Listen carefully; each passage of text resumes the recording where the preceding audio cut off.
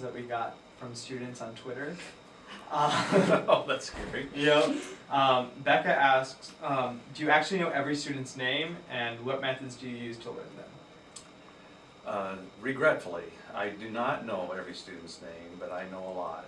And when I came here many years ago, somebody gave me an idea that I've always held on to, and that's yearbook photos are very helpful to get to know, number one, faculty. When I came here, it's the first thing I did was know the faculty names, and then secondly, it made sense to also use that strategy for knowing as many kids as I can know as well. Names are important, and I certainly understand that. So, but no, as the school has grown, with 2,000 students here, I do not know all the student names, but I work at it, and I try to know as you become juniors and seniors. Some of you are sophomores in this room, but I try to work a little harder, making sure I know the upper class kids' names. And I tell you another thing that I do, I mean, because I enjoy it, is if you attend a lot of activities as I do, no one attends as many activities as me, and that's just the role I play. It's also a nice way of getting to know kids and students and your names and the activities you're involved with. And then Ashlyn asks, what is your favorite place to get a cup of coffee? Dunkin' Donuts. Dunkin' Donuts. I used to be a Java House person, but now when Dunkin' Donuts opened, it's tricked my taste buds, so I do a Dunkin' Donuts coffee. Yes. Hey, hate to break the flow here real quick. The SD card isn't working on this one, so I'm gonna go steal one from Sarah. Okay, that's fine. We'll We be can fine just with keep this going stuff. with that one. It's okay. And then Mariah Boyer asks, where did you first meet your wife, and how did you propose? Oh my goodness. I met my wife, frankly, at a church activity in southeast Nebraska where we both lived, and I proposed to her at her house. Okay. And finally, our last question from Twitter is, Trace Blatz asks, other than me, who is your favorite student?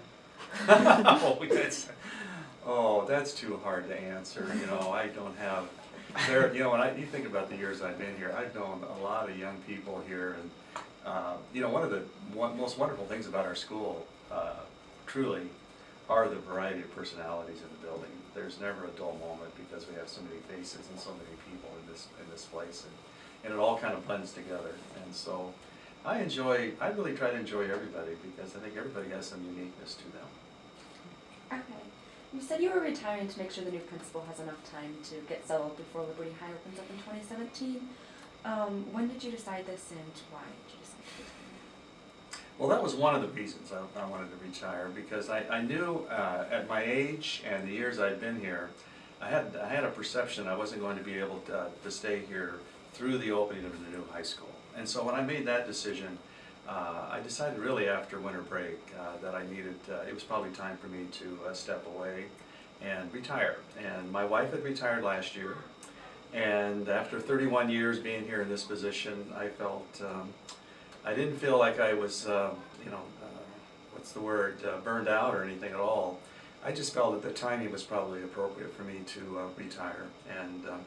And the other thing that is in my mind, and my wife's too, we have our family, my daughters, and our extended families. When we moved over here, we have nobody in the immediate area as far as close relatives. And so we thought we missed a lot of family events over the years. So we thought I couldn't retire and stay here because it would drive me nuts being this close to the school and not being the administrator here.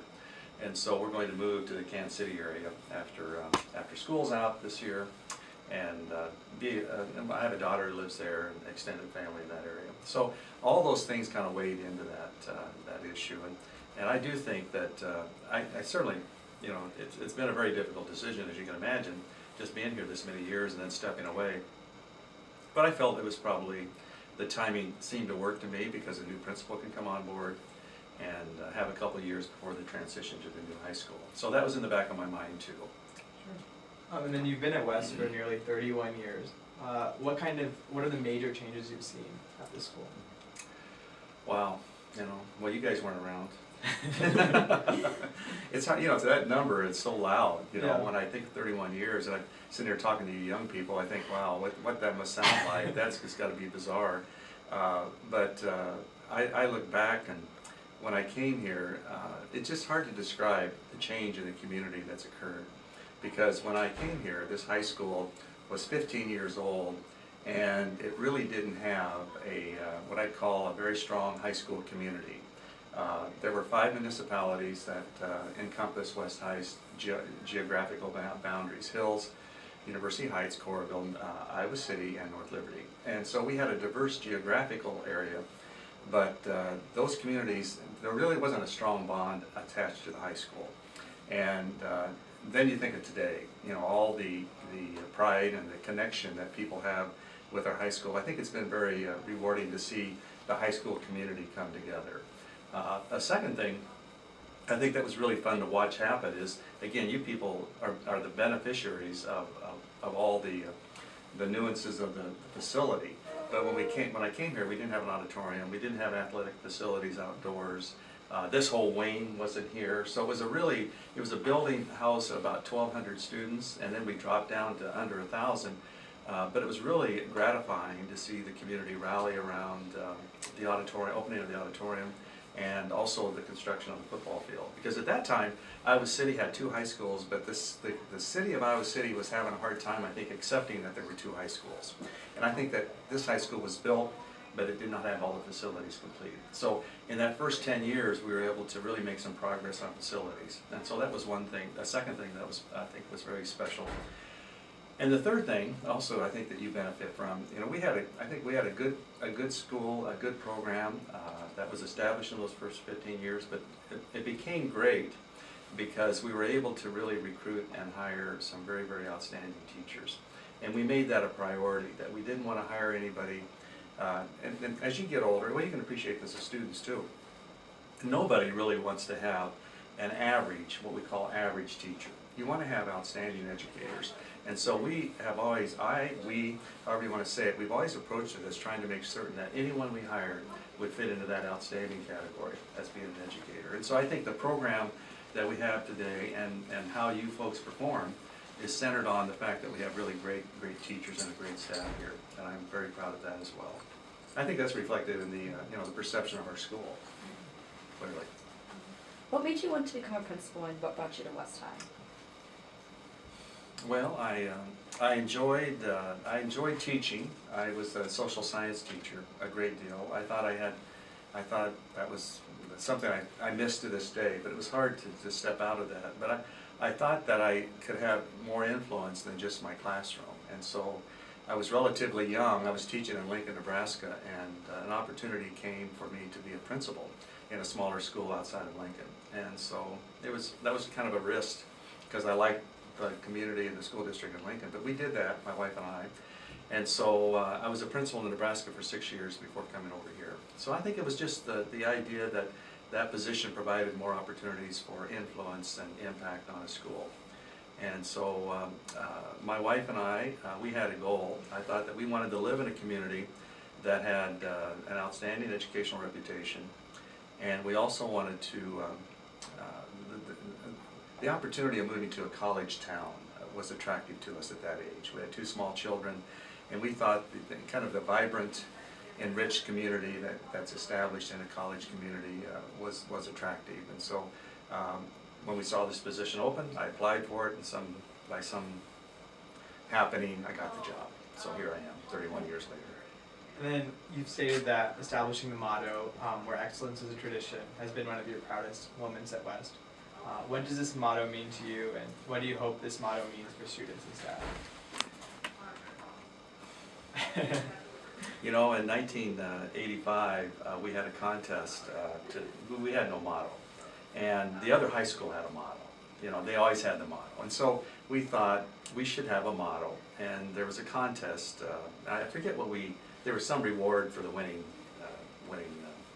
title, and a lot of people wanted to have West is best, and there was a lot of discussion about that, because the other motto in town, as you know, is the school that leads. And so you had this internal competition always going on.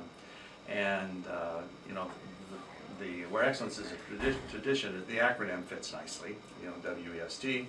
And we also thought, at that time, we said there was a lot of movement of making certain that we had some really strong programs, but they weren't strong across the board, you know, via activities, via some of the disciplines we had in school, some of the departments.